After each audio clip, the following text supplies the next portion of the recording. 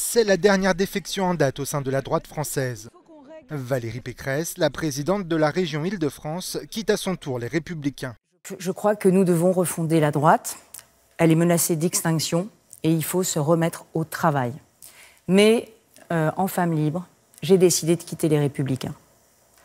J'ai décidé de quitter les Républicains parce que j'ai acquis la conviction que la refondation de la droite ne pourra pas se faire à l'intérieur et qu'elle doit se faire à l'extérieur du parti. L'ancien grand parti majoritaire de la droite et du centre est en pleine crise après les 8% obtenus par sa liste aux élections européennes.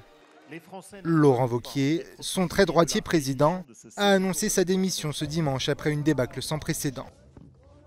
Le parti ne s'est toujours pas remis de la défaite spectaculaire de François Fillon à l'élection présidentielle de 2017. Sans leader naturel, la droite se cherche également une boussole idéologique prise en étau entre le macronisme libéral et l'extrême droite du Rassemblement national. Plusieurs ténors de droite ont rejoint le gouvernement depuis la nomination d'Édouard Philippe à Matignon, un Premier ministre issu de ses rangs. Marine Le Pen a elle réussi à rallier l'ancien député Thierry Mariani, tandis que Marion Maréchal rêve de réunir sous sa bannière une droite sans frontières. Jean Leonetti, le président par intérim des Républicains, a annoncé ce jeudi que le prochain leader du mouvement serait désigné à l'automne. Il ou elle aura quelques mois pour éclaircir la ligne du parti avant les élections municipales de 2020 qui poseront à nouveau la question des alliances.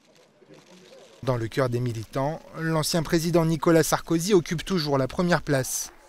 Pas certain pour autant que son renvoi en correctionnel ou sa tentative de retour raté lors de la dernière présidentielle l'incite à vouloir relever le défi.